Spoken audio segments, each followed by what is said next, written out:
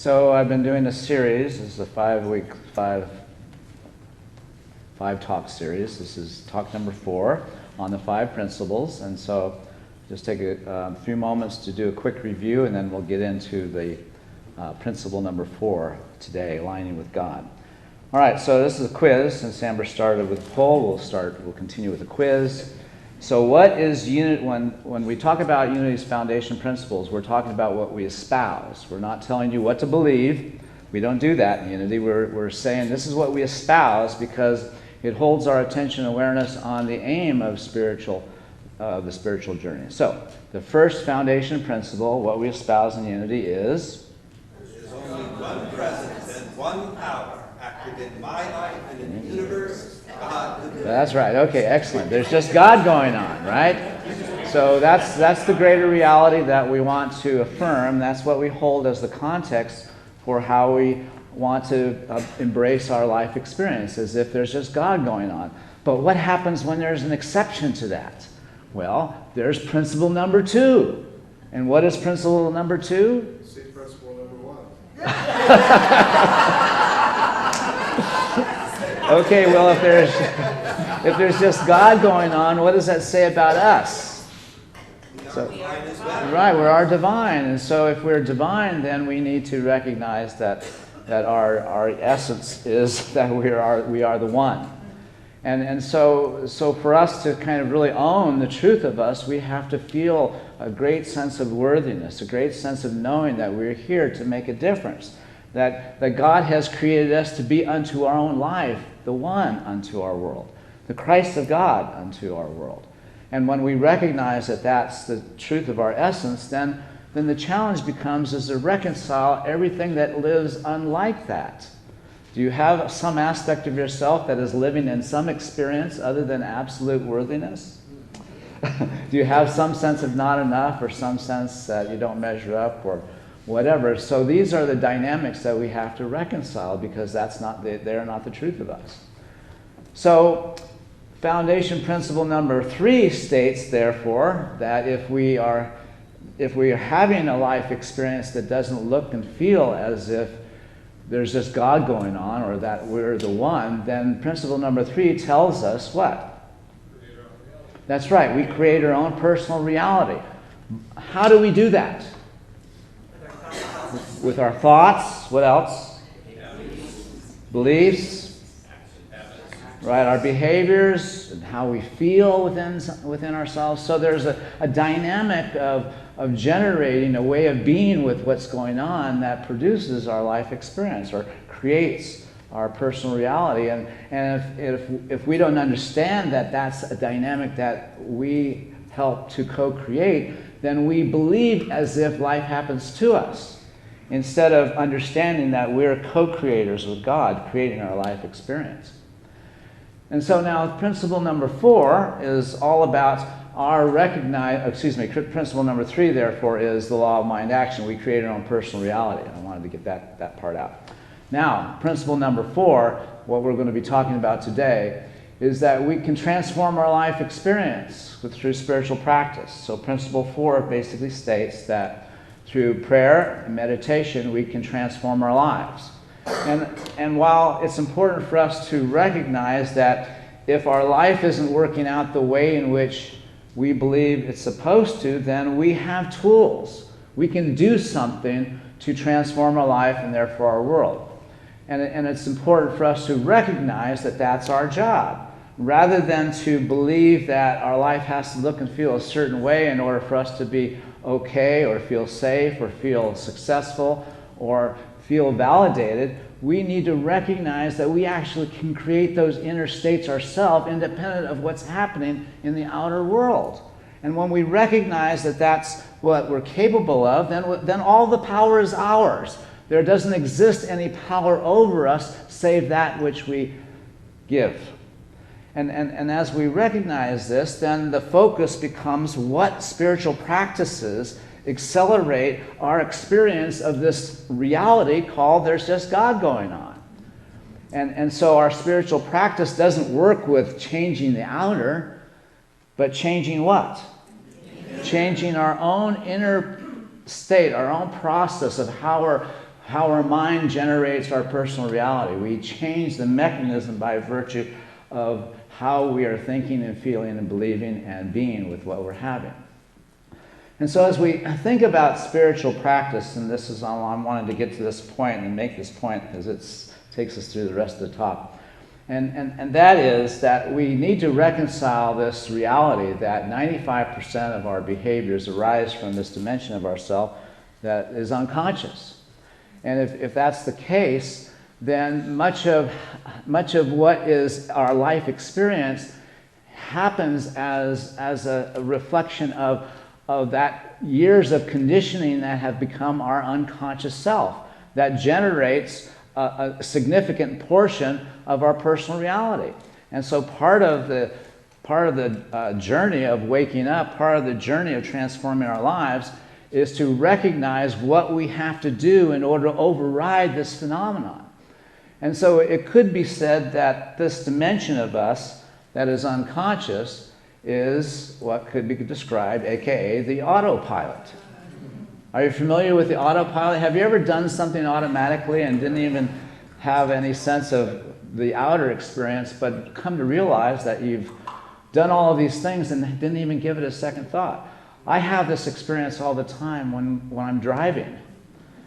Have you ever been driving and not even paying attention to where you're going and had all these thoughts come through your head? And I mean, imagine being operating under this autopilot. And his wife catching that man taking an apparent cat nap, arms crossed, as the vehicle drives down I-5 at 70 miles an hour. It was scary to see, to think that, okay, so the guy 18 inches on my passenger side is sound asleep. Click does make an interesting point. If the autopilot was on here, the technology works. That car maintained its speed, it never swerved or drifted, but it is still a dangerous incident, and also it is illegal to fall asleep at the wheel. Absolutely. I'll get wrecked if you do. Yeah, maybe so. So the autopilot is a phenomenon of a part of our mind-body process. In other words, our brain works towards maximum efficiency, and it could do things much better if we stay asleep. In other words, it becomes problematic when we wake up, when we actually want to decide to do things much different than our programming or our conditioning. And so there's a part of our mind-body process that keeps us in the habitual way in which we have created our life experience. And to the degree that we want to change or transform our life, we have to change this subconscious program if we are to have a different outer life experience, because 95% of our decisions or behaviors arise from this unconscious dimension of ourself that we can call the autopilot. Now, autopilots are really a great invention, and it's neat that they're autopilots for airplanes, for instance, because piloting an airplane is a complex process, and to the degree that you can eliminate some of the routine tasks is the degree that you can pay attention to navigation and things of this nature. But when we're on automatic pilot, when we're living in the dynamic of living in the context of how our life is unto us, and therefore living in the experience of stress and living by the hormones of stress, then that creates a challenge for us to transform. It could be said that it's very difficult to transform our life or to override the automatic pilot if we are not capable of really understanding the mechanism that we have to address, and that is settling our nervous system. So part of understanding the dynamics that have to take place that recondition our mind to a different way of being with our life experience has to do with understanding the different dynamics of how our brain and how our neurology and how psychology work. And so the psychologist Daniel Kahneman has developed a way of understanding how the brain has a hierarchical approach to how it manages its dynamic of making us healthy and safe. So system one is called the autopilot. And it's a part of our brain that's reflexive, reactive, and it happens very quick. And it works to control and make sure it manages outer circumstances. But here's the thing, in autopilot there is no self-awareness. So when you are on autopilot, you cannot see how you're being with what you're having. You're just relating from this place of conditioned self. A program is running us when we're in automatic pilot. And so we have to override this circuitry if we're to have a different life experience. So if we understand the neurological dynamic of what we have to do in order to settle the autopilot, shut down that automatic way of being with what we're having, and give ourselves an opportunity to choose how we're going to be with the moment, we have to settle our nervous system. Because when we live out of the stresses, out of the hormones of stress, then we're being run by cortisol and adrenaline, and our sympathetic nervous system is what is fired, is what is turned on. And what we know now in brain science about our nervous systems is that when our sympathetic nervous system, which is the nervous system of reaction, of danger, of dealing with an outer threat, what happens is that nervous system shuts down saliva, digestion, and our immune function.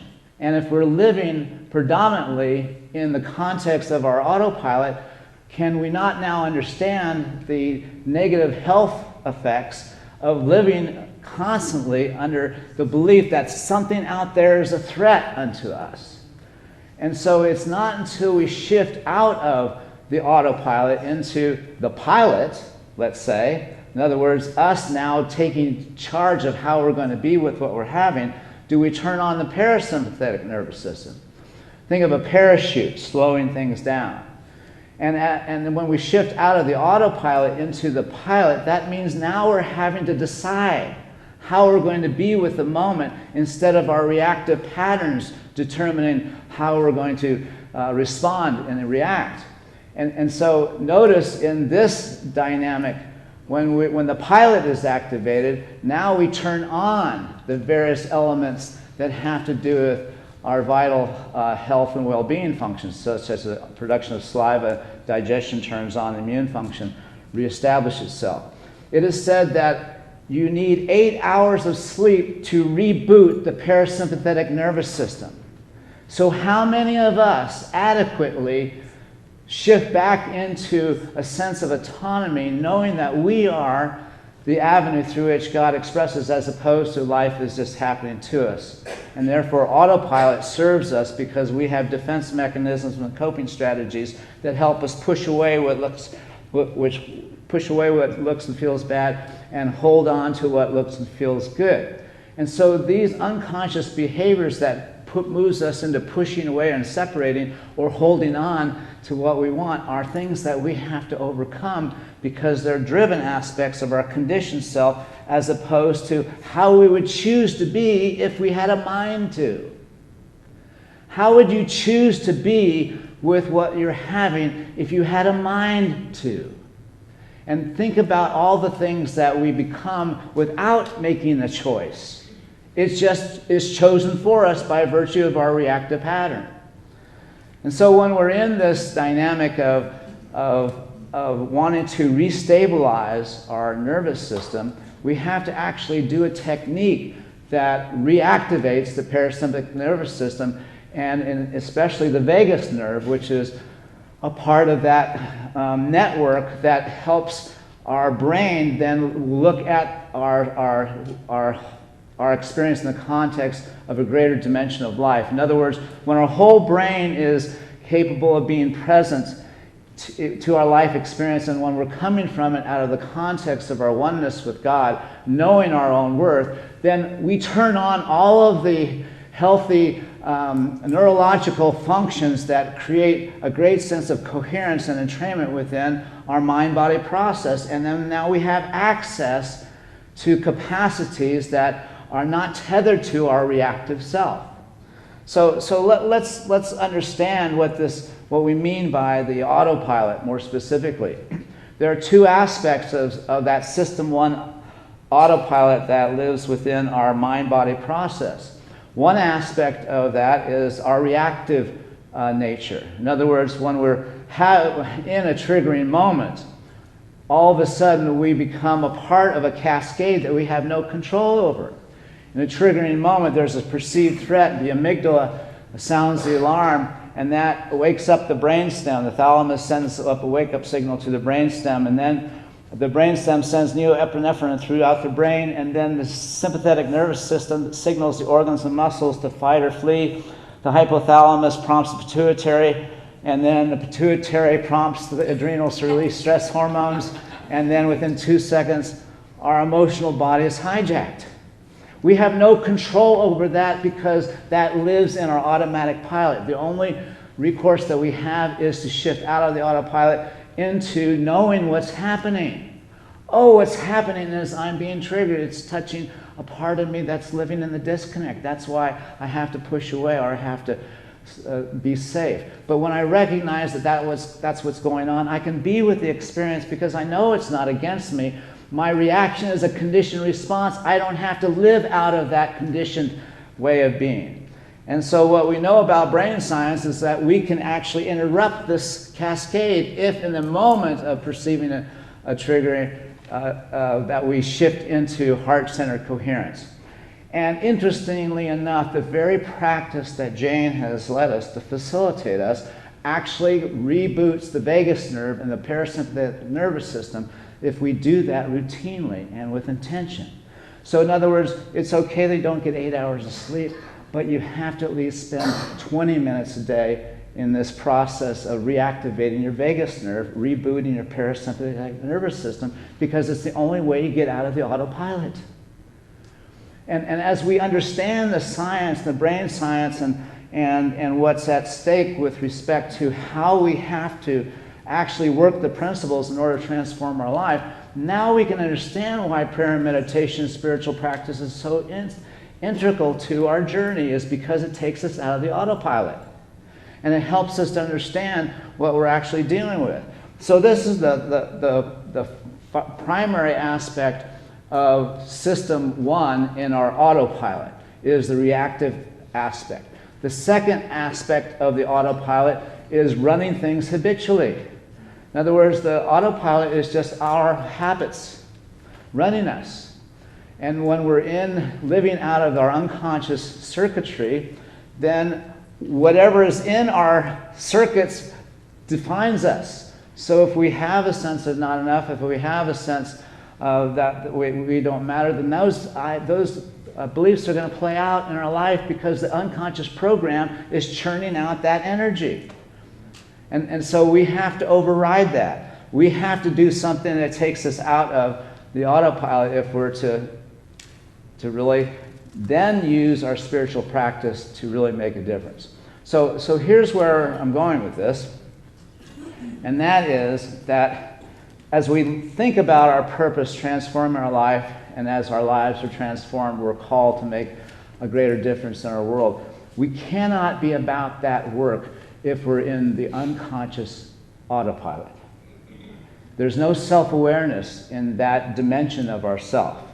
And until we wake up, until we remind ourselves that, oh, I'm in the autopilot now, and I know I'm in the autopilot is when I feel like life's against me, or I'm triggered, or I'm pushing something away, or I'm having to have things be a certain way, or when I need to be right, or when I have somebody the matter with me. These are all the ways in which we're living in the autopilot and just living a program. And so our process of waking up is about reconditioning the autopilot. In other words, the pilot sets the autopilot, determines the direction and the waypoints and the process by which that journey is made. And so we still have the circuits that we have to honor and value. The reactive part of us keeps us safe, and our habits of being keeps us in some kind of flow. But as we illumine our habits of being, as we give those reactive parts of ourselves some context, some wisdom, some understanding, then we don't have to suffer the unintended consequence of our unconscious self. So, loving kindness is a powerful meditation, and this is a little bit slightly different than the heart lock-in. We start with the heart lock-in to kind of open up this energy center, But then loving kindness helps us transcend our own self, our own individual self, and so that we connect up with a dimension of being that is all inclusive. And that just so happens shuts off the autopilot, and then we open our awareness in this dimension of ourself where we recognize that we have worth, we have value, we can make a difference, we have power. But that's something that we have to activate, and if we aren't in the routine of activating that, then we are living by those programs instead. So as we look at spiritual practice and its capacity to transform our lives, then all transformation ultimately results in greater alignment with the reality of God. Would you not say that that's true? That any transformation ultimately we arise or align with this awareness that is just God going on. And to the degree that we have exceptions to that principle means that some aspect of our conditioning is living in the autopilot. And we have to do the work to expunge that. And the only way that we can expunge that is retraining those circuits, reconditioning those circuits to the pilot's intentionality. And as a pilot, your job is to create a future that serves the greater good and to move in that direction.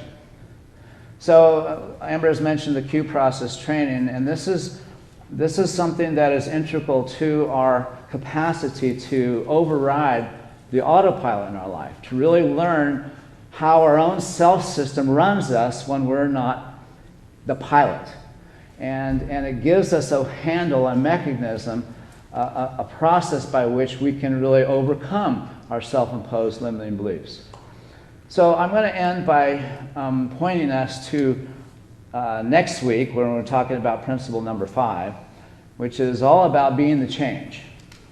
And that it's insufficient to simply know these principles.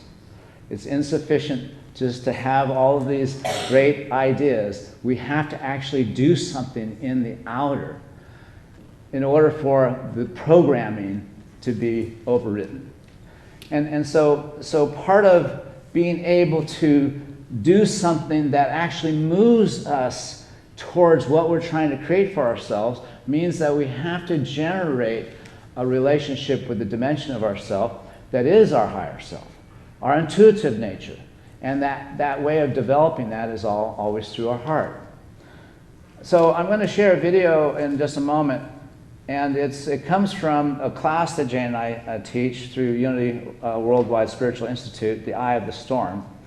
And we have our students go through an experience that's similar to the Q process. They are invited to go through a 21-day process where they go into their heart and they ask their heart to reveal a moment when they showed up, failed to be with whatever is happening out of a sense of presence and purpose. And if given the opportunity, what authentic action would I be invited to do, to take by virtue of consulting my heart? And to take that action and then to bear witness as to what took place, what unfolded because of it. And so commonly our students have great resistance to actually doing this practice, but as they're able to overcome that resistance and able to actually implement an imperative that arises from their heart, it's fascinating what can emerge. And so this is a short video, and I think that it'll be self-explanatory as to why this is really important. The story that I had, and that's his cat. And I actually had a bunch of these, and this is actually, I didn't say this in the opening statement, but one of the things about staying in the storm is just all the cool little things that happen when you start healing, and it's, oh my gosh. Anyway, so we were at a Rockies game, and we were in the middle of the row, and on one side there was a partition, so you could only get out of the row on one side. And so we had gotten up a few times to do various things, to walk around, get some food, drink, whatever. And the guy at the end of the row, kind of an older gentleman, maybe in his 60s, finally, like maybe on the third time we got out, said, "Next time you'll have to crawl over me if you want to pass again."